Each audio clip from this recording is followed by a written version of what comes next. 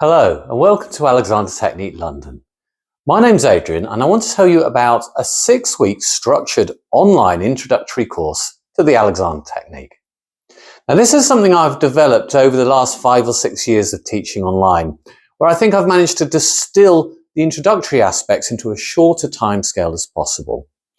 After which, lessons tend to be a little more about coaching and looking maybe at very specific activities that are of interest to you.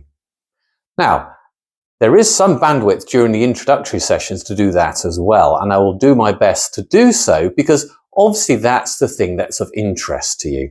And I'm more interested in helping you with the things that are important to you than necessarily dryly teach you the Alexander Technique for its own sake.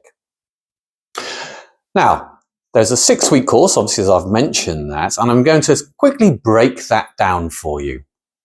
So the first week and the first lesson is very much about a little bit of anatomy, very much about what we call mechanical advantage, how you can find the best support through your skeletal structure.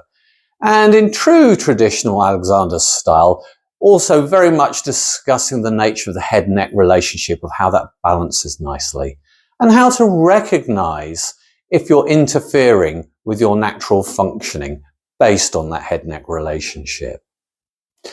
The second lesson, week 2, will be about what we call inhibition.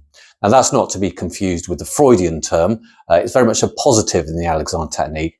Just your ability to be unreactive, cool as a cucumber, to normal stimulus, normal functional movement.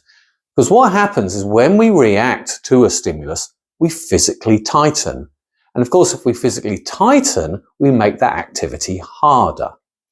Now we will do this through traditional methods of recognizing a pause, a pregnant pause before activity, also through some breath work as well to help you down-regulate and basically build a quality of inhibition into your nervous system. Now the third lesson will be on balance and recognizing that posture is a movement, so that when you say go from standing to walking, you go from movement to movement. Now, this is an area where I think we struggle the most when we're sat, because we're more stable when we're sat. So it's really useful to recognize that even in sitting, we're mobile, and that helps you to find an effortless posture even in sitting. Now, if you happen to play a musical instrument, I will also be adding into this lesson how you can use and play with our mobility in posture to help generate good time feel and therefore have greater flow in your performance. Okay, week 4. Now this is a bit of a departure maybe for some, compared to maybe some of my colleagues, but this is going to be a lesson on gravity. And this is something that's very dear to me. It's very important to me, in fact, in the way I think about our functioning.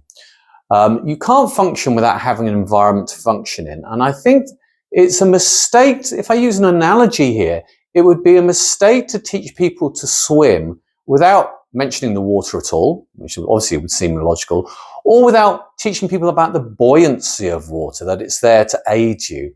And there does seem to be a bit of an erroneous view that, you know, we have a posture despite gravity, or that we have to fight gravity in some way. And actually, gravity gives us posture. It's very much a supportive attribute to our environment. So in classical Alexander terms, I would frame classical directing and directions to fit within this lesson, because it gives the context for that. Now, the 5th lesson and 5th week is going to be on constructive rest or semi-supine. My American colleagues call it constructive rest. Here in the UK, we call it semi-supine. I actually prefer constructive rest. It says what it means on the tin. And it's a way of resting constructively, to say it means what it says on the tin, to really help you down-regulate your nervous system and get a nicely supported structure, and especially your spine, your head-neck relationship, so you can really release a lot of tension.